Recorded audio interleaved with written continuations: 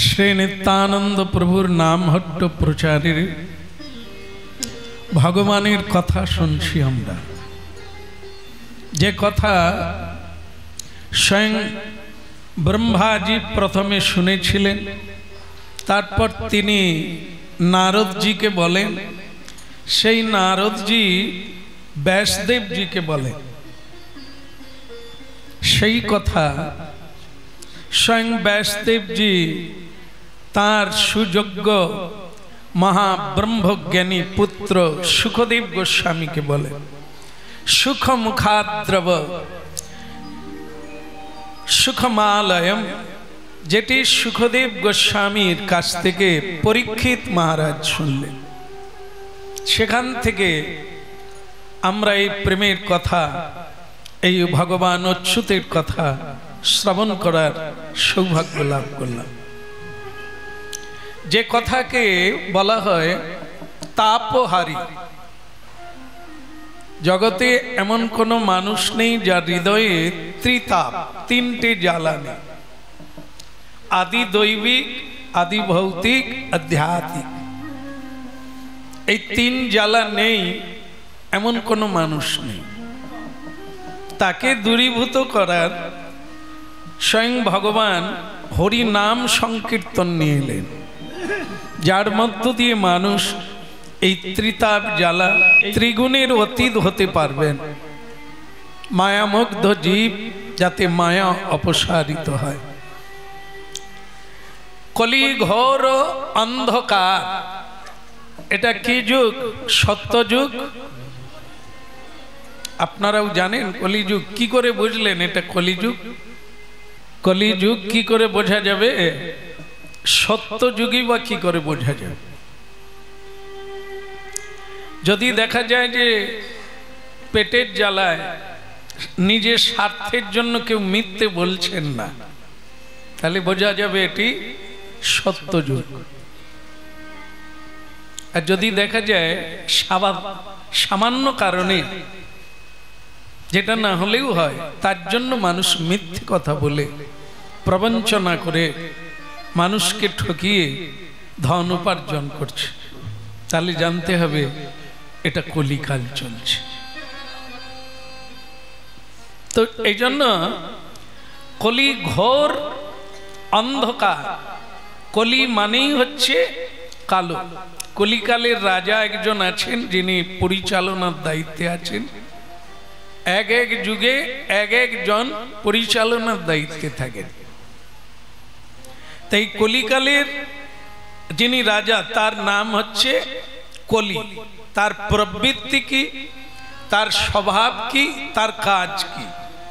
তার কাজ হচ্ছে মানুষকে মিথ্যার পথে টেনে নিয়ে যাও, অসত্যের দিকে, অধর্মের দিকে টেনে নিয়ে যাওয়া, ভোগ প্রবৃত্তির দিকে টেনে নিয়ে যাওয়া। ভগবানকে প্রচ্ছন্ন করে রাখা, ধর্মকে প্রচ্ছন্ন করে রাখা, এটি হচ্ছে কলির কাজ। সেই কারণে আমরা যে সময়ে বাস করছি, একে অন্ধকারাচ্ছন্ন সময় বলা হয়েছে। অন্ধকারাচ্ছন্ন কেন না? সূর্য উদয় হয়েছে, কিন্তু কালো মেঘ সূর্যকে ঢেকে রেখেছে। তা আমাদের জীবনে কলি ঘোর অন্ধকার, তমাচ্ছন্ন, তমসা। তমসা মানে কি বলা হয়? কুয়াশা। যে কুয়াশায় সূর্যদেবকে উদয় হতে দেয় না, সূর্যের প্রকাশ, যে আলো, সেই আলোক মালাকে প্রকাশ হতে দেয় না, সেটি হচ্ছে তমসাচ্ছন্ন। বলো রাধে রাধে। কলকাতা পাঁচ মাথার মোড়, শ্যামবাজার পাঁচ মাথার মোড়। এই রাত্রিতে 5 জন মাতাল, মাতালেরা কি করে? কি করে মাতালেরা?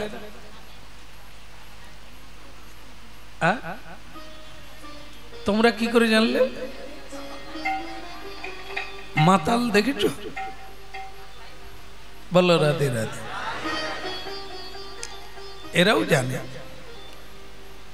5 জন মাতাল রাত্রি 12টার পরে খুব ভালো করে খেলেন। খাওয়ার পরে তাদের মধ্যে একটা ইচ্ছে হলো একটু মজা করা যায়। কি মজা করা যাবে? যে আমাদের মধ্যে একজন মরে যাবে, এটা হচ্ছে মাতালদের একটা মজা খেলা। তা আমাদের মধ্যে একজন মরে যাবে, আর 4 জন তাকে খাটিয়ায় করে শ্মশানে নিয়ে যাবে। কি মজা হবে না? 5 জনই বলল দারুণ মজা। কিন্তু মজার বিষয় মরবে কে? তাদের মধ্যে এইটা নিয়ে হলো যে ভাই তুই মরে যা, কারণ এমনিতেই তোর স্ত্রী তোকে ভালোবাসে না, এই ঘরে গেলেই গালাগালি হয়, মারপিট হয়, তুই মরে যা। সে বলে মরতে পারতাম,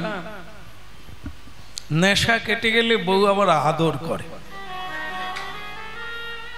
সেই জন্য আমার আর মরার ইচ্ছে নেই, তুই বরং মরে যা। তোর তো মানে কি বলবো, মেয়েদের বিয়ে দিতে পারিস না, ছেলের বৌমা আনতে পারিস না, তা তুই তো কিছুই পারলি না, তুই বরং মরে যা। সে বলে না রে, আমি মরে যেতে পারতাম, কিন্তু এদের একটা গতি না করে মরে গেলে নাকি নরকে যেতে হয়, এরকম ইত্যাদি ইত্যাদি। এক একজনের এক একটা প্রবলেম। তার যে বেশি খেয়েছে সে বলছে নিকুচি করছে, রাত শেষ হয়ে যাবে, আমি মরে যাচ্ছি রে। সে বলল এ মরা তো সত্যি সত্যি নয়, এ তো তাদের খেলা বা মজা চলছে, তা মরে গেল।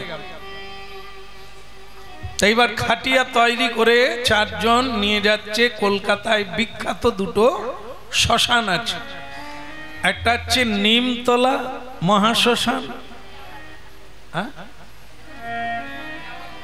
তুমি কি বারবার গেছো নাকি? হ্যাঁ, কেওড়াতলা মহাশ্মশান। তা ওরা যাবে শ্যামবাজার 5 মাথার মোড় হয়ে কেওড়াতলা যায়। তখন ভক্তমন্ডলী মায়েরা 4 জন তো খেয়েছে, যে মরে গেছে সেও খেয়েছে, চুপচাপ শুয়ে আছে, একটা গায়ে কাপড় ঢাকা দিয়ে দিয়েছে, সে মরে গেছে। এরা 4 জন নিয়ে যাচ্ছে, বলো হরি বলো হরি। তো ভক্তমন্ডলী মায়েরা মরে গেছে। এখন এই রাত্রি 1টার সময় তারা 5 মাথার মোড়ে পৌঁছালো। এর নাম হচ্ছে 5 মাথার মোড়।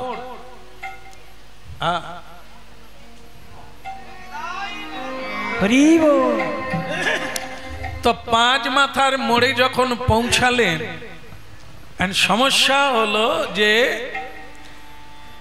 কেওড়াতলা কোন দিকে? 5টা রাস্তা না, এই 5টা রাস্তার এই জন্য তার নাম 5 মাথার মোড়। কোন দিকে গেলে কেওড়াতলা পড়বে এইটা নেশার ঘরে চিনতে পারছে। তাই সবাই তখন বলছে ওইটাই বোধহয় হবে, আবার কেউ বলছে না ওটা বোধহয় হবে। এরকম করতে করতে অনেক সময় হয়ে গেল, রাত্রি 3টে বেজে গেল।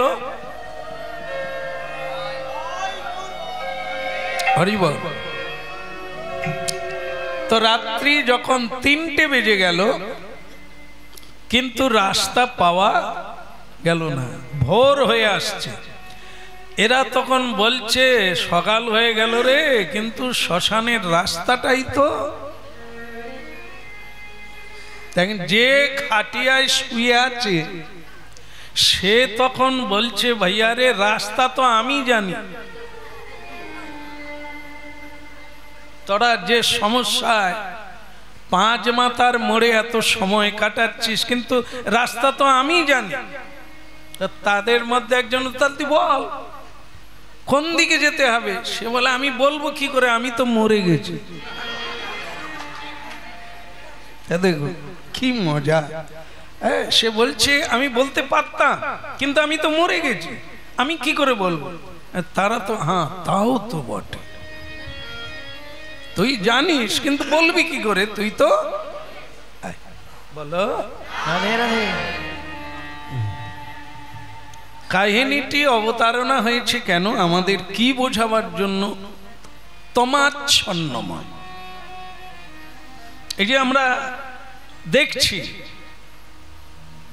এটা তমাচ্ছন্ন অবস্থায় দেখছি, মহাচ্ছন্ন, তন্দ্রাচ্ছন্ন, না প্রকৃত সত্য দেখছি? পাঁচ মাতার মোড়ে মাতালেরা রাস্তা খুঁজে পায় না, আমরা তো কেউ মাতাল নয়।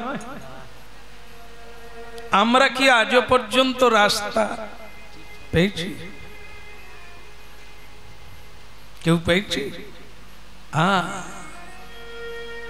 এই জন্য কলি ঘোর অন্ধকার তমাচ্ছন্নময়, বিষয় মদে মত্ত, মত্ত মানে মাতাল, কামাচ্ছন্ন, কাম মদে মত্ত, মাতাল মাতঙ্গের মতো। আমরা পাগল হয়ে কি করছি, কোন পথে যাচ্ছি, কি উচিত অনুচিত সবই ভুলে গেছি। কাম পূর্ণ করার জন্য মানুষ কৃচ্ছক সাধন করে, অকারণ জীব হত্যা করে, অকারণ জীবকে কষ্ট দেয়। এরকম তোমার ছন্ন জীবের দুর্গতি। আবার আমরাই বলি সদ্গুরু নিতে পারতাম, আমরাও হরিনাম করতে পারতাম, কিন্তু আমরা তো বাঁধা পড়ে গেছি সংসারে ওই মাতালের মতো। আমি বলে দিতে পারতাম, কিন্তু আমি মরে গেছি। আমরাও পারতাম, আমরা এটা করতে পারতাম, ঋষি মুনির মতো হতে পারতাম, আমরা রূপ সনাতনের মতো হরিভজন করতে পারতাম, কিন্তু কি করব? আমরা তো সব বাঁধা পড়ে গেছি। এই হচ্ছে বিষয় মদে মাতালদের এই সংসারী জীবের এই অজুহাত আর এই মজা করা, যা মিথ্যাকে নিয়ে সংসারে আমোদ প্রমোদ করে, নানা রকমে মেতে থাকে। সেই সত্যস্বর, সেই সত্যের যে ঈশ্বর জগদীশ্বর যুগে যুগে এসে ধর্ম প্রবর্তন করেন, ধর্ম শিখিয়ে যান সকল মানুষকে, সেদিকে কেউ খুঁজে পায় না তার পথ। তো বলিয়ে গৌরাঙ্গ মহাপ্রভু কি জয়। গৌরাঙ্গ অবতারে লোকনাথ গোস্বামীর কথা আপনারা বারবার কীর্তন করেন। অজ্ঞানতা দূরীভূত হয় গুরুর কৃপাতে, চক্ষুদান দিল যেই একদম। তো আমরা যারা কীর্তন করছি, আমরা যারা একটু ভক্তি মার্গে চলছি, এটি স্বয়ং গুরু কৃপা ব্যতি রেখে কেউ সামান্যতম এগোতে পারবে না। যে যারাই এগোচ্ছেন, যে যতটুকু করছেন, সেটা গুরু কৃপা। আমরা এমন কিছু ভালো কাজ করি না যার দ্বারা আমরা এই তত্ত্বকে অবগত হয়ে যেতে পারি। গুরুকে করুণাময় বলা হয়, গুরুকে করুণা সিন্ধু বলা হয়। কেন না, যিনি কৃপা করে অযাচক ভাবে আমাকে কৃপা করে আমার অজ্ঞানতা দূরীভূত করে কৃষ্ণ ভক্তির পথ দেখিয়ে, যার কাছ থেকে আমরা যেভাবেই পাই, যেখান থেকেই পাই, যার কাছ থেকে পাই, যে কথার দ্বারা আমার ভক্তি জীবন এগিয়ে গেল, তিনি আমার গুরু।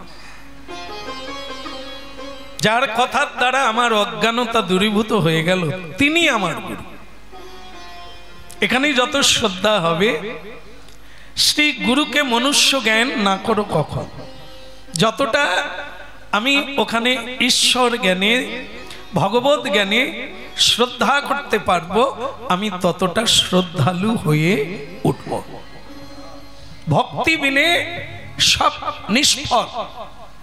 যেমন একটা কথা আছে যে ভস্যে ছাই ডালা। ভস্য মানে ছাই, ছায়েতে ঘি ঢাললে সেটা যেমন ব্যর্থ কাম হয়ে যায়, তা আমাদের হরিভজন তেমনি ব্যর্থ কাম হয়ে যায় যতক্ষণ না গুরু কৃপা হয়।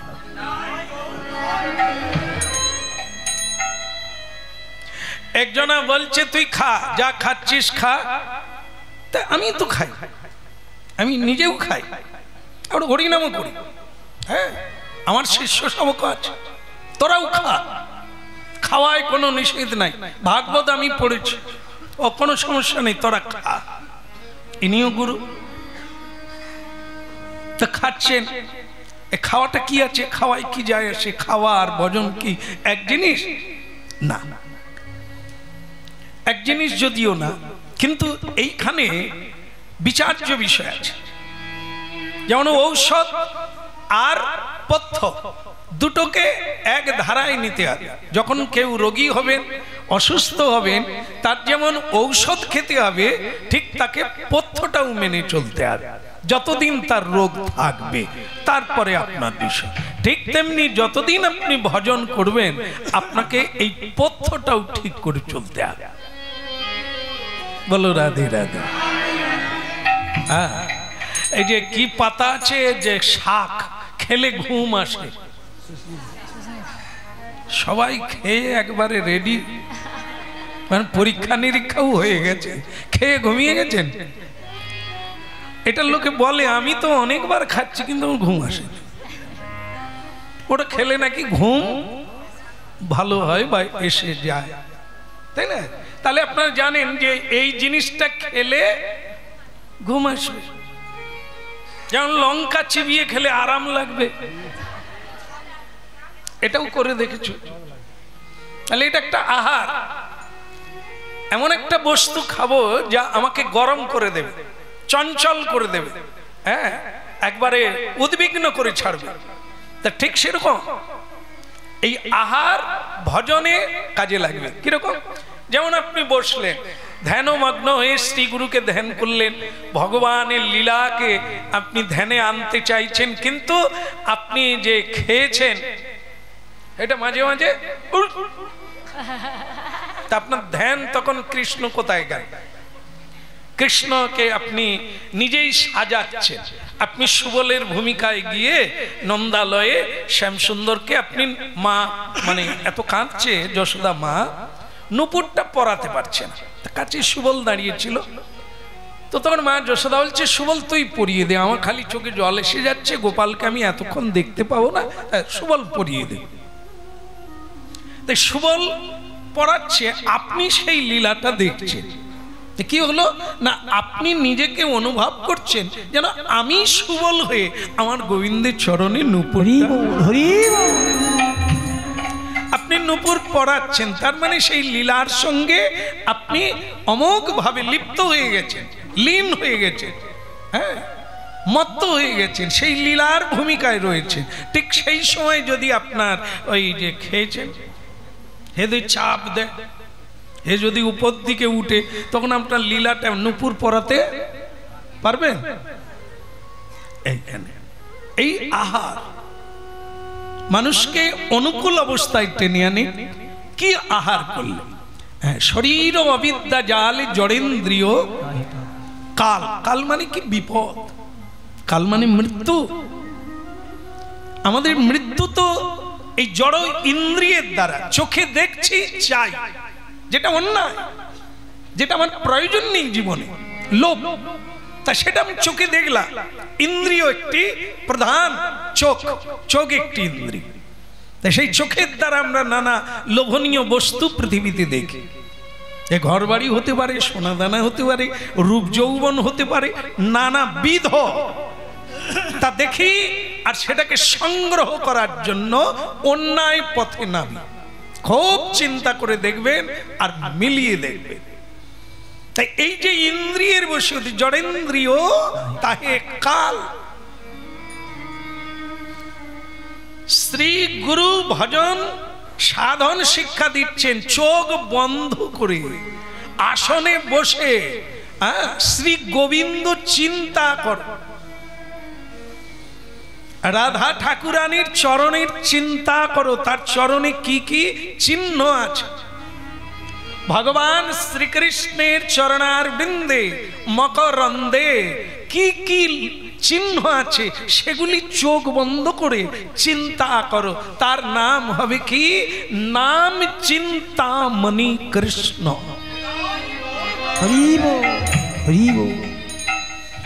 আপনি যেটুকু সময় শ্রীকৃষ্ণ চিন্তা করবেন, আপনি যার জন্য এত ছুটাছুটি করছেন সেই সুখটা আপনি চোখ বন্ধ করে প্রাপ্ত হবেন।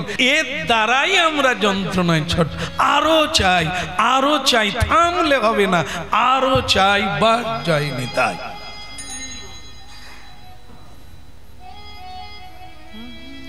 শ্রী গুরু কৃপা এমনি হয় না। এই জড়েন্দ্রিয় তাহে কাল জীবে ফেলে। এবারে তবু হালকা ছিলেন, মাঝে মধ্যে নাম হট্টে যোগ দিচ্ছেন, সাধু সঙ্গ করছেন, কিন্তু পরের বারে এমন একটা জায়গায় জন্ম হবেন আপনার ইচ্ছেটাও জাগবে না, বেরোবার কোনো বলো জীবে ফেলে বিষয় সাগরে। এবারে যেটা পারলেন না পরের বারে সেটা করবেন, আপনি বিষয়ের মধ্যে ডুবে গেলেন, সেটি আপনার জীবনে দুঃখের কারণ হয়ে দাঁড়াবে। এ পৃথিবীতে কোনো কিছুই সুখ দেয় না। কেন? দেহকে যত খেতে দেন, যত তোয়াজ করেন, যত একে ভালোবাসেন, এই তোমাকে কাঁদাবে, কারণ এ চিরদিন থাকবে না। যে থাকে সে হচ্ছে কৃষ্ণ আত্মা, তিনি আছেন তাই এত আনন্দ। তো তার সেবা তো করি না, তাকে তো এতদিন খুঁজি না, অথচ সে আমারই ঘরে আছে। আমার ঘরের ক্ষুধা, তৃষ্ণা, লোভ, কামনা তার তো আজ করছি, কিন্তু যিনি স্বয়ং শ্রীকৃষ্ণের দ্বারা আমি জীবিত রয়েছি, তার সেবা, পুজো, তার আরাধনা, তার স্তুতি, তার কীর্তন আমার কাছে নাই। এটি আমাদের দুর্ভাগ্যজনক বিষয়। এই জন্য আমরা মায়াতে পরাজিত, কলির কাছে পরাজিত হয়ে গেলাম, ধর্ম হারিয়ে অধর্মের পথে চলছি। পূর্ণ শাস ধর ভেল চৈতন্য উদয়।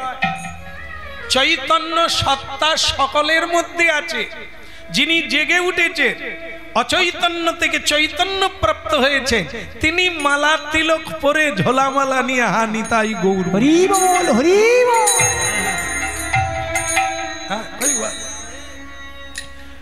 এই ঝোলামালা হাতে নিয়ে নিতাই নিতাই বলে চলে যাচ্ছে। আর যে অচৈতন্য, সে মোটর বাইক নিয়ে ঘুরে ঘুরে ভ্রান্ত, বলে ভাই কেমন, আর সকাল থেকে খাওয়া দাওয়া নাই, পয়সা দেবার কথা দেয়নি, এই বলে ওখানে দেখা করে, এই ছুটা দৌড়া করছি, বাচ্চা নার্সিং হোমে পড়ে আছে, দেখার সময় নেই। ওদিকে ব্যবসা, লেবার রেখেছি, তারা আমার ডয়ার খুলে টাকা পয়সা নিয়ে চলে যাচ্ছে, কি যে করি আমি কিছু বলো। আর যার অল্প অর্থ, সে নিতাই বলে সন্ধ্যাবেলা ঝোলামালা নিয়ে এই আসছি। তমলুক এক জায়গায় বড় ভাগবত বেত্তা এসেছেন বৃন্দাবন থেকে, তো 7 দিন হচ্ছে, তো সেখানে ভক্তরা আসছে, আমরা গাড়িতে যাচ্ছি ভিজে ভিজে, বৃষ্টি শুরু হয়েছে, কিন্তু তাদের কোনো ছাতাও নেই, বাচ্চা কাচ্চা নিয়ে ঝোলা নিয়ে চলে যাচ্ছেন। জয়নি তাই বলে, জয়নি তাই কোথায়, বলে ভাগবত হচ্ছে, আর বৃষ্টি পড়ছে, ও নিতাই যা করে। দেখুন প্রমাণ, ওরা আনন্দে আছে। আর এত পেয়েও আমরা শান্তিতে একটু খেতে পারি না, ঘুমোতে পারি না, হাসতে পারি না, কারোর সঙ্গে একটু কথা বলার সময়। এই তো জীবনকে বিভ্রাট করে তুলি আমরা। এজন্য ভগবানের কথা শোনো, তুমি নীরব হয়ে যাবে, তুমি নিশ্চিন্ত হয়ে যাবে, তুমি অভয় প্রাপ্ত হয়ে যাবে, আর তুমি গৌর গোবিন্দের চরণারবিন্দে আনন্দ প্রাপ্ত হতে পারবে। বৃন্দাবনে গেলে দেখে না, তিলক নাই, হাতে ঝোলা নাই, তাদের লজ্জা হবে, গনে বের করা যাবে, কিন্তু আছে বেশি জন। তা আমাদের সংসারে সমাজে কি তিলক দেওয়া মালা জপ করা দুই একজন, বাকি এই জন্য লজ্জা কেউ পায় না, বরং যারা করে নামটাম তারাই লজ্জা। কোথায় কি বলবে, টিটকারি করবে, তার তাইতে তিলকটাও মুছে দিল, মালাটা লম্বা করে পড়লো যাতে জামায় আর কাপড়ে ঢেকে যায়। লজ্জা হয়, কারণ কেউ পড়েনি তো, এটা করি কি করে। এই হরিনাম যে কি এটাকে বোঝাতে এত কষ্ট হয় কেন? ভাগবত বেত্তাদের, গুরু বৈষ্ণবদের কেন কষ্ট হয়? কারণ এটা স্বাভাবিক নয় আমাদের সমাজ। তাই এটাকে বোঝাতে দৃষ্টান্ত পাওয়া যায় না যে হাই দেখো অমুক জন, দেখো তাকে যে দেখানো হবে সেই লোকটাই সমাজে নাই। এই জন্য ভোগবাদী সমাজের ত্যাগের কথাটা এক আশ্চর্যজনক ব্যাপার। তাই মহাপ্রভুর বৈরাগ্য এটা আলোড়ন ফেলে দিয়েছিল সবাই। সেই কথা সমালোচনা হতে লাগলো। একদিন নর্তন দাস ঠাকুরের বাড়িতে একজন বৈরাগী কীর্তন করতে এসে কেঁদে ফেলেছে। আহা সচি মাই কাঁদে নিমাই নিমাই, তার প্রতিধ্বনি কহে সে তো নাই নাই। হইল সচি মাই কাঁদে নিমাই নিমাই,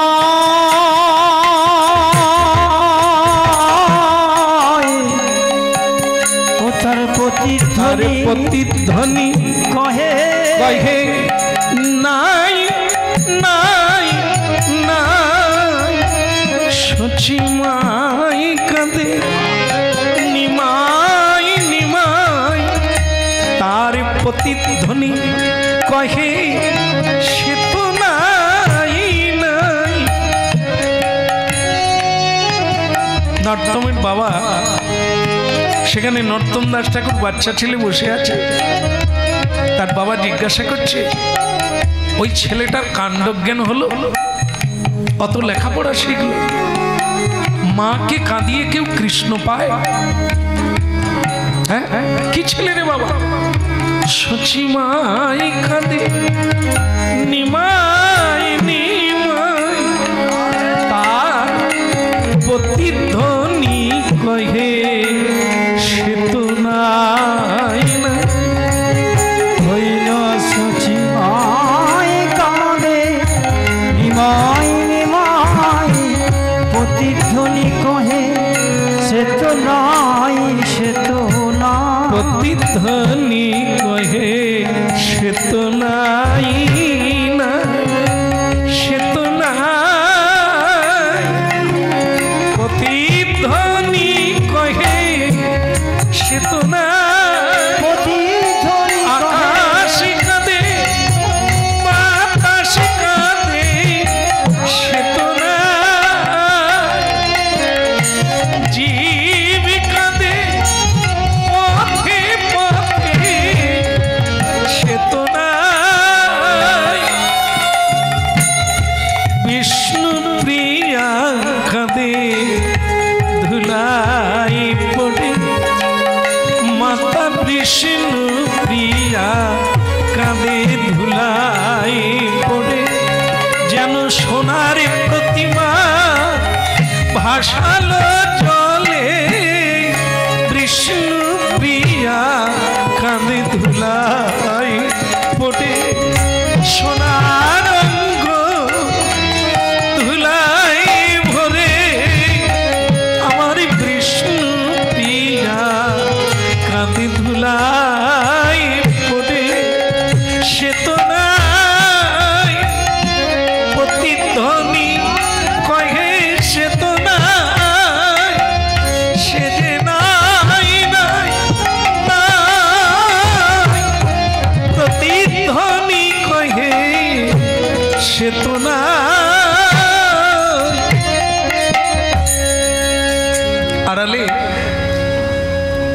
নরোত্তম দাস ঠাকুর চোখের জল মুছে নিয়েছে।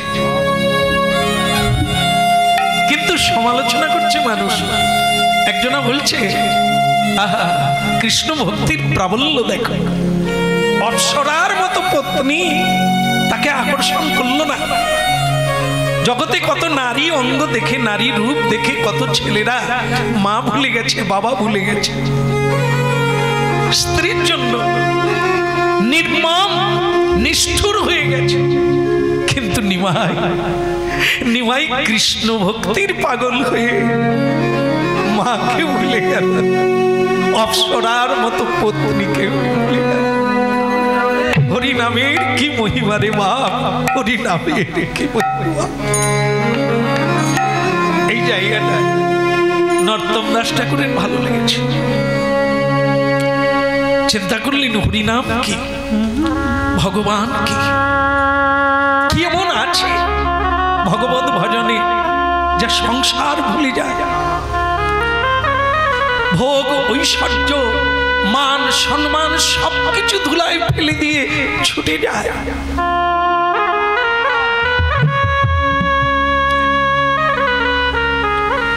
স্বচ্ছ হৃদয় তো সামান্য একটু ময়লা ছিল, চোখের জলে ধুয়ে গেল।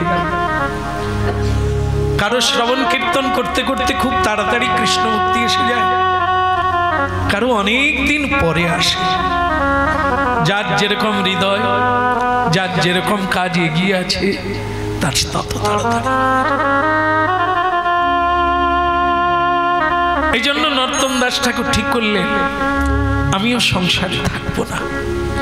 মনুষ্য জীবনের লক্ষ্য যদি ভগবান প্রাপ্তি হয়, ভগবত কৃপা হয়, তাহলে আমি কেন সংসার?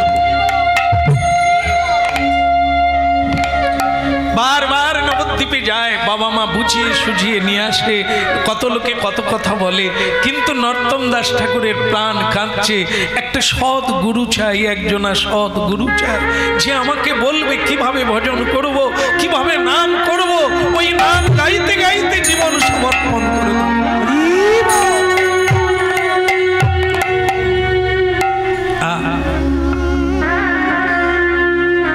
নরোত্তম দাস ঠাকুর ভীষণ কাঁদছে, গুরু খুঁজছেন। গুরু কাকে গুরু করব? গুরু মানে তো যে কেউ হতে পারে না, যে পথ চেনে, যে পৌঁছে দিতে পারে হাতে ধরে, তাকে গুরু করতে হবে। আর তথাকথিত গুরু, যেমন অনেকে মনে করেন কি যে আমাদের মানুষ মাত্রই দীক্ষা নিতে হয়, তাই সে যে কেউ হতে পারে, একটু দীক্ষা মন্ত্র নিলেই হলো, হাত শুদ্ধি হয়ে যাবে আর জীবন শুদ্ধি হয়ে যাবে। সেক্ষেত্রে এই ধরনের যারা আছেন তারা কুলগুরু, সে যেমনই হোক না কেন নিতে পারেন, কোনো অসুবিধে নেই। কিন্তু যারা ভগবত কৃপা পেতে চাইবেন, কৃষ্ণ ভক্তি পেতে চাইবেন, বৃন্দাবনে ফিরে যেতে চাইবেন, তাদেরকে জানা লোক ধরতে হবে, সেই মহাজনকে ধরতে হবে, সেই পথিককে ধরতে হবে, যিনি পথ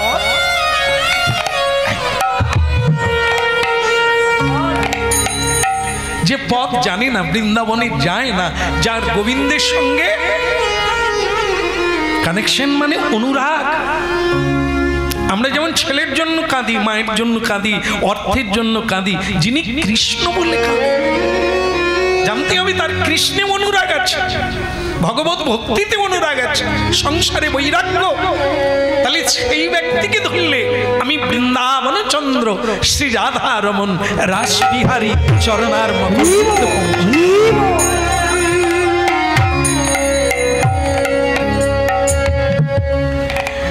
এই জন্য কোন গুরু ধরব আমরা কেউ খুঁজে পাবো না। তাহলে কে খুঁজে দেবে? স্বয়ং ভগবান গুরু খুঁজে দেবে। কৃষ্ণ কৃপায় গুরু মিলে, গুরু কৃপায় কৃষ্ণ। শুধু আমাদের আকাঙ্ক্ষাটা হতে হবে, এইটুকু দরকার আছে, যেটা আমরা কি চাই। এমনি তথাকথিত সংসারে দীক্ষা নিয়ে থাকবো এটার জন্য না, জীবনে ক্রমোন্নতি হয়ে গোবিন্দ চরণার বৃন্দ যেন প্রাপ্ত হতে পারে, এর জন্য এই দুজন পথিক চাই। বলো রাধে রাধে। শুরুতে বলেছিলাম না আমি খাই, তোরাও খা খা খা খা, বাচ্চা কাচ্চা না খেলে মরে যাবে তো। এনারাও গুরু, না বলা যাবে না। গুরু তো অনেক রকম থাকবে না, থাকবে কি না? হ্যাঁ, টিউশনি পড়িস, কত করে দিস? সব সাবজেক্ট পড়ায়, তাকে 500 টাকা দেয়। আর একজন একটা সাবজেক্ট পড়াবে, 500 টাকা নিবে। তাহলে সেও পড়ায়, এও পড়ায়। বলো আরে ভাবতে এই জন্য। আচ্ছা আচ্ছা, মাকে একটু বলে गिरिधारी लाल की শ্রী গুরু চরণার বৃন্দ কি। এইটা কেন পুরস্কার করলাম? এই কারণে সবাইকে এই গুরু ধরতে হবে না, ভাবনার নেই।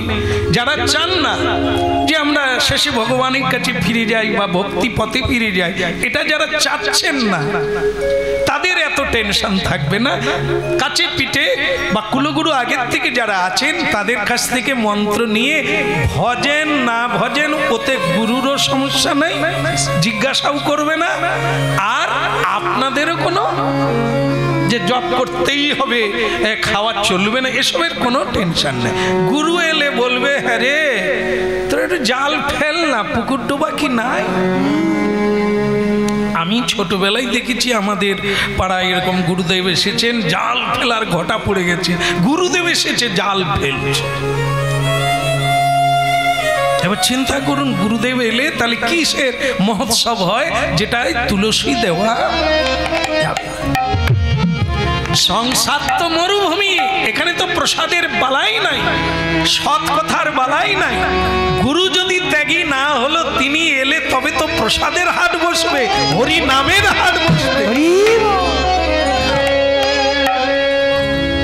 অনেকে আবার গাল ফুলিয়ে পান চিবতে চিবতে বলে শ্যামসুন্দর প্রভু আমাদের গুরু নয়, একবারে ঘরের মানুষ, গায়ে হাত দিয়ে কথা বলে, পান চিবয়, আমরাই পান তৈরি করে দিই, খায় আর কথা কয়। গুরু কি গম্ভীর থাকবে গা, আমাদের সঙ্গে মিশবে না, সে কিরকম? একসঙ্গে খাবো, একসঙ্গে একবার রাধে রাধে। আমি তাদের বলি মা ধরে রাখো, ছেড়োনি, পালিয়ে যাও। আমি তো গায়ে হাত বুলিয়ে দিই, কেননা তারা ওটাই চাইছে, আরো ভালো করে ব্যবস্থা দিতে হবে। আমি যদি ত্যাগের কথা বলে দিই, এক মুঠো মুড়িও আর পাবো না। এক বাড়িতে আমরা হরিনাম গাইতে গিয়ে বাসা পাই, তো তারা এরকম করে বলে, জানো শাশুনা আমাদের গুরু মানে একবারে মনের মতো। সেই আমাদের চুমু খেয়ে বলে বৌমা একটু কড়া করে ভাজবে, এই একসঙ্গে আনন্দ করে খাই দেয়। আমি হরিনামটা বল না, গুরুদেব হরিনাম জানে না, কীর্তন জানে না, তো সে করে না, আমরাও করি না, ওসব ঝামেলা নেই। এই কি হলো না হলো এইসব কথা জিজ্ঞাসা করে, তারপর দক্ষিণা দিয়ে দিলাম, জানি তানি তাই বলো, এদের কোনো সমস্যা নেই। কিন্তু এখন যেটা বলছি, এটা যে সবাইকে নিতে হবে তার কোনো, যার দরকার হবে চৈতন্যপুরে যেতেই হবে, তাহলে ঠিকানা। গুরু খোঁজার লাগে না, গুরু চাওয়ার লাগে, পাওয়ার ইচ্ছা চাই, এসে যায় গুরু। স্বয়ং জগৎগুরু ভগবান তা পাইয়ে দেয়। কি করলে? নরোত্তম দাস ঠাকুরের চোখে জল, হৃদয়ে অভাব, সদ্গুরু, উপদেষ্টা, পথিক গুরু, যিনি পথ চিনিয়ে দেবেন, পথের বিঘ্ন নাশকারী উপদেশ দান করবে, তেমন গুরু। তো সেটা মহাপ্রভু স্বপ্নের দ্বারা তার ইচ্ছা পূরণ করে দিলেন। স্বপ্নে মহাপ্রভু জানিয়ে দিলেন, তোমার গুরু এখানে নাই, তোমার গুরু হচ্ছে বৃন্দাবন। কোথায়? বলো রাধা রমন কি। শোনার জন্য বলা হচ্ছে। কার জীবনে কখন এই সুযোগ আসবে তা তো বলা যায় না, সেটি মহাপ্রভুর ইচ্ছা। শুনে রাখলে এই কথা একদিন না একদিন আপনাদের জীবনে অমূল্য হয়ে দাঁড়াবে। তাই জন্য কি না, স্বয়ং মহাপ্রভু বললেন তোমার গুরু এখানে নেই। কি বলে, এত গুরু গোসাই আছে, দীক্ষা দিলেই তো হয়, একটু মন্ত্র দিলেই তো হয়, যাকে তাকে একটু গুরু করলেই তো হয় না। এ গুরু সে গুরু না। গুরু জীবনে কি কাজে লাগে, গুরু কখন লাগে, আমাদের তো সেই তত্ত্বের উদ্ঘাটন হয়নি। এই জন্য আমরা গুরু বলতে ভয়ঙ্কর এক জিনিস জানি, গুরু ত্যাগ হয়ে গেল, এই গুরু কি বলবেন, এগুলো হচ্ছে সাংসারিক জীবনের রটনা আর ঘটনা। গুরু তত্ত্বটাই জানা হয় না, এই জন্য আমরা গুরু মানে ভয়ঙ্কর বস্তু ভাবি।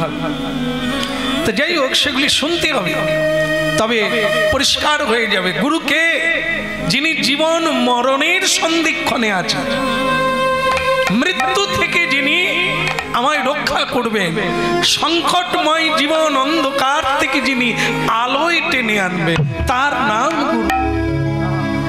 যিনি আমার অজ্ঞানকে নাশ করে দেবে, আমার ভুলটাকে ঠিক করে দেবে, তিনি গুরু। আমার হারিয়ে যাওয়া পথ তিনি খুঁজে দেবেন, আমার গোবিন্দের নিকটে আমি ছিলাম, সেখান থেকে চ্যুত হয়েছি, আবার গোবিন্দের কাছে ফিরিয়ে দেবে।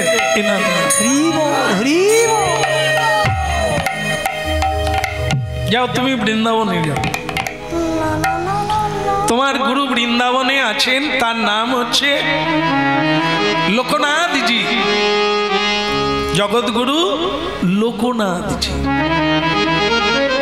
মহাপ্রভু আবার এটাও জানেন যে লোকনাথ এমন একজন ভজনিয়া, তিনি আমার জীবনে প্রতিজ্ঞা করেছেন, শিষ্য আমি কাউকে করব না। এটাও প্রচারিত আছে যে সব গোসাই করছেন, দু চারজন কেউ হলেও করছেন, কিন্তু লোকনাথ গোস্বামীর এত মহিমা, এত খ্যাতি, কিন্তু তিনি কি নাম, লোকনাথ গোস্বামীর কি হয়েছে, শিষ্য করবে বলছে, তাই না? আচ্ছা, এসব অনেক কারণ আছে। শিষ্য করে কেন, আবার শিষ্য করবেন না কেন, কারণ তো আছে, বলো। মানে শিষ্যের অবস্থা দেখলেই গুরুর সব শামুকের মতো ভিতরে ঢুকে যায়, বলো বাবা রক্ষা করো বাবা। শিষ্যের যে ভয়ঙ্কর রূপ, হ্যাঁ, শিষ্য যখন শ্রী গুরুদেবের সমালোচনা করবে, গুরু আবার এরকম বলবে, এরকম যখন হবে নানা রকম, তখন গুরুদেব দেখলো এই শিষ্য না করলে, ছেলে হলে কি হয় মিষ্টি দান করি, সেই ছেলে যে এরকম মাকে বলবে কোনোদিন জানি। শিষ্য দীক্ষা নেবে, মন্ত্র নেবে, তখন কত এরম করে সেরম করে, তো গুরু বলে কি ভালো ছেলে, আজ চলে, কিন্তু পরে যে সে উল্টে যাবে কলেজে গিয়ে, সেটা তো মাও জানে, জানে কি? এই জন্য তথাকথিত গুরু আর সদ্গুরু আলাদা বিষয়, যদিও তবুও ভয়ঙ্কর রূপ দেখে লোকনাথ গোস্বামী এরকম পণ করতে বাধ্য হলেন যে জীবনে গুরুগিরি করবো না, কোনো শিষ্য অত দরকার নেই, প্রয়োজন নেই। যদি করেন মহাপ্রভু করবেন, তিনি চিন্তা করবেন গোস্বামী অনেক আছে, আমার ও কাজ। আর এদিকে মহাপ্রভুই আবার স্বপ্ন দিয়ে লোকনাথকে জানিয়ে দিল, নর্তম দাস ঠাকুরকে জানিয়ে দিল, তুমি বৃন্দাবনে যাও, তোমার গুরুর নাম হচ্ছে লোকনাথ গোস্বামী। অন্তর্যামী ভগবান শচীসুত গৌরহরি তো জানেন যে তিনি প্রতিজ্ঞা করেছেন গুরু, কিন্তু মহাপ্রভু কিরকম দেখুন, তাকে আবার সেইখানেই পাঠিয়েছে, তোমার গুরু বৃন্দাবনে আছে, সেখানে গিয়ে ধরবে তোমার। তাই নর্তম দাস ঠাকুরের ভেতরে আনন্দ হলো, কে বললেন, ঠিকানা কে দিলেন। তাহলে মিলে গেল যে গুরু, কৃষ্ণ কৃপায় গুরু মিলে। কৃষ্ণকে গৌরাঙ্গ মহাপ্রভু, আর তিনি জানিয়ে দিলেন তোমার গুরু, তিনি গুরু পাইয়ে দিলেন। এবার ওই গুরু পেয়ে তুমি ভজন করো, আমাকে পাবে। কি মানে? যে মহাপ্রভু স্বপ্নে কথা বললেন, তার মানে তো তার মহাপ্রভুকে পাওয়া হয়ে গেল, কৃপা হয়ে গেল। তাহলে আত্মগুরু করার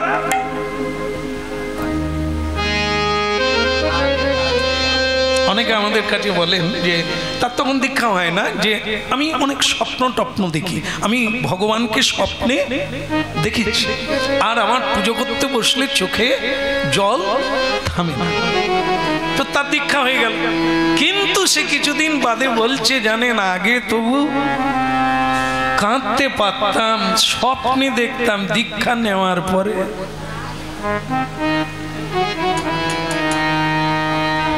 কি হল? তাহলে আগেরটাই ঠিক ছিল না? এগুলি বলছেন বর্ষার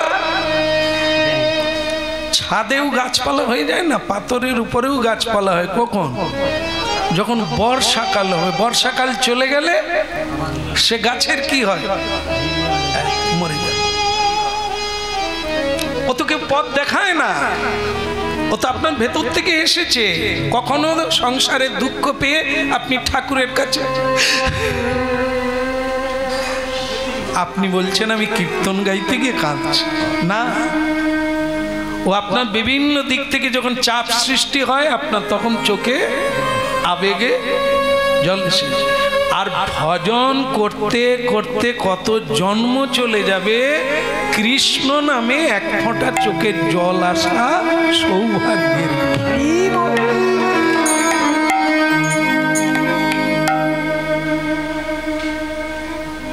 প্রেম সে বলো।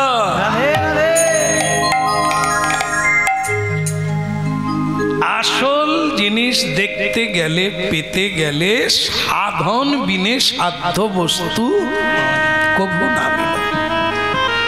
অসাধনে কোনো জিনিসই পাওয়া যায় না। এই জগতের কোনো জিনিস পেতে গেলে কত সাধ্যায় করতে হয়, পরিশ্রম করলে 10টা টাকা হাতে আসবে। আর ঈশ্বরের কৃপা পাবো, কোনো সাধনা নাই, কোনো কৃচ্ছতা নাই, কোনো পরিশ্রম নাই, কোনো মূল্য নাই। তিনি যত দুর্লভ, তাকে পাওয়ার চেষ্টা তত দুর্লভ। এই জন্য লোকনাথ গোস্বামী খুব খুশি হলেন যে স্বয়ং জগৎগুরু ভগবান আমাকে গুরুর নাম বলে দিয়েছে, ঠিকানাও দিয়ে দিয়েছেন। এখন শুধু বৃন্দাবনে, কিন্তু এটা লোকনাথ মানে নর্তম দাস ঠাকুর জানেন না যে তার প্রতিজ্ঞা আছে তিনি কোনোদিন কাউকে শিষ্য, এটা কিন্তু নর্তম দাস ঠাকুর জানেন না। মনে প্রবল আশা আকাঙ্ক্ষা নিয়ে বৃন্দাবনে গেল। আহা এবার আমি ব্রজে যাব, গৌরী কৃপা পেলে। এবার আমি ব্রজে যাব, গৌর কৃপা পেলে। দেখো এবার আমি ব্রজে যাব, গৌরী কৃপা পেলে। এবার আমি ব্রজে যাব, গৌর কৃপা পেলে। সেথা পশু পক্ষী তরুলতা সব কৃষ্ণ কথা বলে। আর এবার আমি ব্রজে যাব, গৌরী কৃপা পেলে। এবার আমি ব্রজে যাব, গৌর কৃপা পেলে।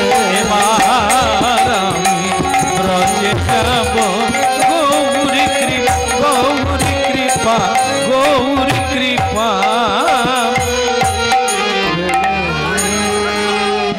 বলে বৃন্দাবন বিহারী লাল কি।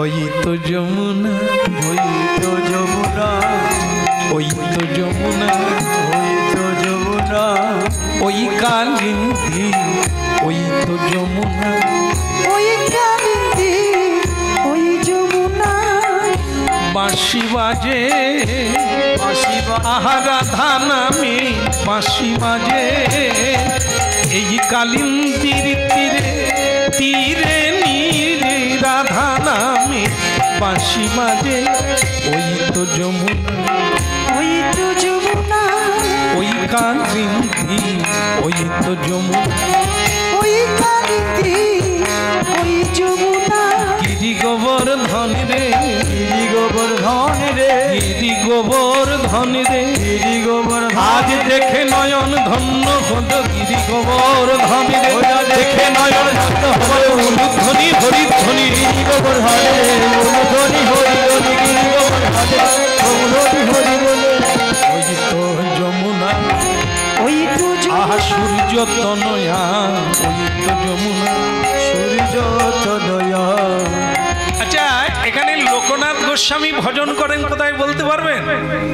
লোকনাথ গোস্বামীর ভজন কুটিরটা কোথায় কেউ জানেন? কেউ জানেন না? তাহলে আপনারা পারবেন না। আপনারাও নতুন এসেছেন বৃন্দাবন, দেখুন বৃন্দাবনে আছে কিন্তু সবাই কি জানে? কিন্তু তার মধ্যে যারা লোকনাথ গোস্বামীকে দর্শন করেছেন তিনি কোথায় ভজন করেন সেই জায়গাটা তারাই বলতে পারবে। তা বলে দিল, হ্যাঁ কেন, ওই তো ওইখানে গেলেই দেখতে পাবে ওই যমুনার তীরে, হ্যাঁ ওই কদম্ব গাছটাকে বাঁয়ে রেখে চলে যাবে আর সেখানে দেখতে পাবে লোকনাথ গোস্বামী ভজন। হরি বল। লোকনাথ গোস্বামীকে গিয়ে নর্তন দাস ঠাকুর প্রণাম করলেন খুবই ভক্তি ভরে, শ্রদ্ধা ভরে। হ্যাঁ, এই শ্রদ্ধার প্রণাম আলাদা, লৌকিক প্রণাম আলাদা। কি বলবে প্রণাম না করলে আবার? হ্যাঁ, শ্যামসুন্দর প্রভু আবার লোকের কাছে বলবে এ প্রণামে না কিছু দিল না কিছু নিল পেল। এটা লৌকিক প্রণাম, দেখানো প্রণাম হলো। কিন্তু শ্রদ্ধার প্রণাম, আন্তরিক প্রণাম, ও যদি সদ্গুরু হন, সাধু হন, তিনি অনুভব প্রাপ্ত হবে যে প্রণামটা কি দিল, তাতে কি দিতে হবে। কি নাম তোমার? আগে আমার নাম নরোত্তম। কোথা থেকে এসেছো? বাংলা থেকে, নবদ্বীপ থেকে। আরে নবদ্বীপ, জয় গৌরাঙ্গ মহাপ্রভু। হ্যাঁ, শ্রী চৈতন্য মহাপ্রভু কি? আরে তুমি শ্রী চৈতন্য দেশের লোক। হ্যাঁ, প্রণাম প্রণাম। হ্যাঁ, গৌরবাসী। হ্যাঁ, ধন্যবাদ। তোমাকে পেয়ে গৌরাঙ্গ সুন্দরের কথা মনে হয়ে গেল। তার নর্তন দাস ঠাকুর ভাবলেন এই বেলায় সেই কথাটা বলে ফেললেন। বলে শ্রী গুরুভ্যে নমঃ। আপনার চরণে আমি আশ্রয় নিতে চাই, গুরু পদাশ্রয় হতে চাই। আপনি আমাকে চরণে ঠাঁই দিয়ে আশ্রয় দেন। আমি কুলহারা, আমি পদহারা, আমি সর্বহারা, একদিনহীন কাঙাল। আমি ঝড়ে উড়ে যাচ্ছি, মায়ার ঝড়ে। আপনি যদি আমাকে কুল দেন, আপনি যদি আমাকে আশ্রয় দেন, তাহলে এ দাস চিরকৃতার্থ হয়ে দেন। এখানে তোমাকে রাস্তাটা কে দেখিয়েছে? রাস্তাটা কে দেখিয়েছে? নাকি আমি তার নাম জানি না, এক সাধু বলে, যেই বলুক সে তোমাকে এটা বলে না? বলে আমি তো তাকে একথা বলি না। শোনো, আমি কোনোদিন শিষ্য করি না আর করব। কানে ঢুকেছে? কথাটা ঢুকেছে? চালা ওঠো, ওঠো, ফটাফট উঠে হাঁটো এখান থেকে। কিন্তু গুরুদেব আমি যে অনেক, এখনো কিন্তু সেই কথাটা বলেন না। কোনটা বলুন তো? মহাপ্রভু পাঠিয়েছে, সেটা কি বলা উচিত হবে? কেন হবে না? আমরা হলে ওইটাই আগে বলে দিতাম। আমি এমনি আসিনি, আমি এমনি আসিনি, আমাকে পাঠিয়েছে। হ্যাঁ, আমরা আগে ওই পিনটাই দিয়ে দেবো যাতে জব্দ হয়ে যায়। এটা না। হ্যাঁ, নর্তন দাস ঠাকুর ওটা বলেন না। তো বলছেন আমি যে অনেক আশা করে আপনার চরণে এসেছিলাম, অনেক দূর থেকে, শুধু আপনার কাছে এসেছি। আচ্ছা তুমি যাই যার কাছে আসো, তোমার জানা নাই তাই তুমি চলে এসেছো। এই শোনো, আমি দীক্ষা টিক্ষা জানি না, আর আমি এটা দিতে পারবো না, আমাকে শান্তিতে থাকতে দাও, এরপরে আমাকে কোনোদিন তুমি বিরক্ত করবে না। চলো ওঠো, আর কোনো কথা হবে না, ওঠো। উঠতে বাধ্য করলেন, উঠে পড়তে হলো। কিন্তু তিনি ঠিক করেছেন, মহাপ্রভু কি ভুল লোকের কাছে পাঠাবে? আবার বিচার হচ্ছে, তাহলে উনি না বলছেন কেন? মহাপ্রভু আমাকে যেমন পাঠিয়ে দিয়েছে, তিনি কি ওনাকে বলেননি? হয়তো বলেন, ফোন থাকলে বলে দিত যে যাচ্ছে। মহাপ্রভু পাঠিয়ে দিয়েছেন, তাহলে ইনি না বলছেন কেন? তাহলে কারণ আছে। কারণটা কি থাকতে পারে? ওদিক থেকে না এদিক থেকে? কোন দিক থেকে কারণ? না বলছেন কেন? স্বয়ং মহাপ্রভু পাঠিয়েছেন, কারণটা বেছে নিলেন। আমার বোধ হয় এখনো যোগ্যতা অর্জন না। মহাপ্রভুকে দোষারোপ করলেন না, গুরুকে দোষারোপ করলেন। দোষটা তেমন না, আমার এখনো সময় হয়, বাকি আছে। কি করে গুরু পাওয়া যায় চিন্তা করলেন। গুরু পেতে গেলে কি এরকমই ওই চলে এলাম আর হয়ে গেল? তাদিবৃদ্ধি পনিপাতেন পরিপ্রশ্নেন সেবয়া। কেন প্রণাম করব? লোক দেখানো? প্রণাম তাকেই করা হয় যিনি অনেক উঁচু, উঁচুর কাছে নিচু হতে হয়, তবে কানায় কানায় জীবনটা পূর্ণ হয়ে যায়। তিনি কে? গুরু কে? গুরুজি অসীম, গুরুজি কৃষ্ণ। অনন্তকাল ধরে অনন্ত যার দিক খুঁজে পায় না, সেই অনন্ত মহিমাময় শ্রী গুরু মহিমা আমি কি বা জেনেছি? বললাম আর দীক্ষা হয়ে যাবে, নিশ্চয়ই আমার সময় হয় না।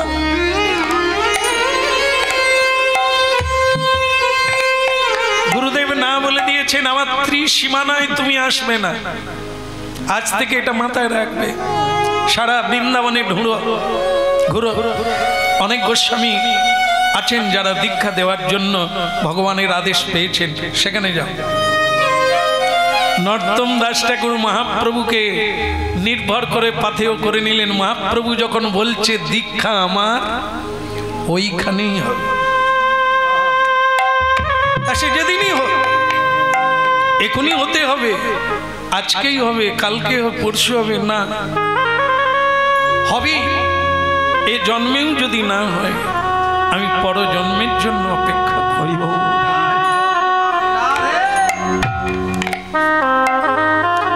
স্বয়ং কৃষ্ণ যার গুরু খুঁজে দেয়, সেই তো গুরু। শুধু শিষ্যকে পাত্র তৈরি হতে হবে। গুরুর চাইতে শিষ্যের লক্ষণ বেশি দেখবেন, গুরু লক্ষণ আর শিষ্য লক্ষণ যেখানে বলা আছে। গুরুর কি কি লক্ষণ থাকবে তবে তিনি গুরু হবে, শিষ্যের কি কি লক্ষণ থাকলে তবে তিনি গুরু কৃপা লাভ করবেন। সেখানে অনেক যোগ্যতা দরকার, অনেক অনেক যোগ্যতা হলে তবে শ্রী গুরু তোমাকে চরণে আশ্রয় দেবে। সেই গোলকের ধন মহামূল্যবান, সেই সাধন ভজনের ধন তোমাকে দেবে বিশ্বাস করে।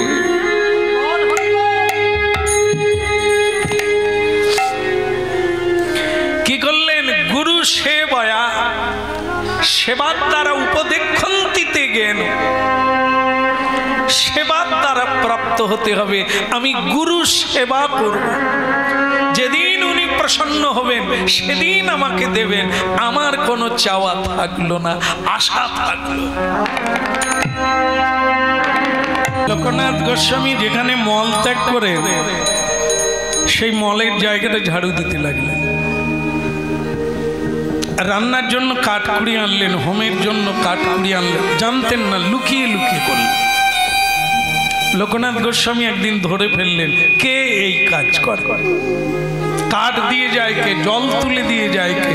রাস্তাঘাট পরিষ্কার করে, যেখানে মলমূত্র ত্যাগ করা হয় সেই জায়গা এত সুন্দর করে পরিষ্কার করে কে? দেখুন, আমরা তো জানি ফোনেই বললে গুরুদেব দীক্ষা দিয়ে দেন।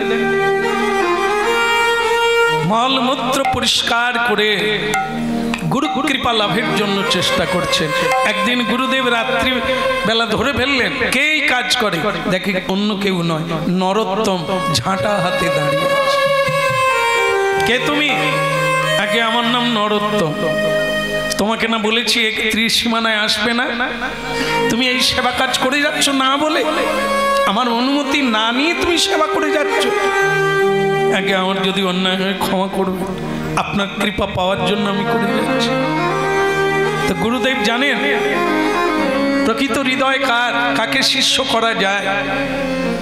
এতদিন গুরুদেব প্রতিজ্ঞা করেছিলেন দীক্ষা কাউকে, আজকে তার মনে হলো দীক্ষা যদি কাউকে দিতে হয় তাই এরকম শিষ্যকেই দিতে হবে।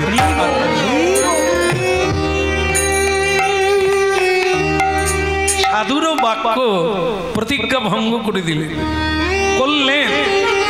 ভালো কিছু পেতে গেলে প্রতিজ্ঞা ভঙ্গ করা যায়। সেই নর্তন দাস ঠাকুরকে দীক্ষা দান করে প্রথম শিষ্য করলেন এবং শেষ আর তিনি শিষ্য করেননি। আজকে আমরা নর্তন দাস ঠাকুরের গুরু কৃপা লাভের কথা সাধন করলাম।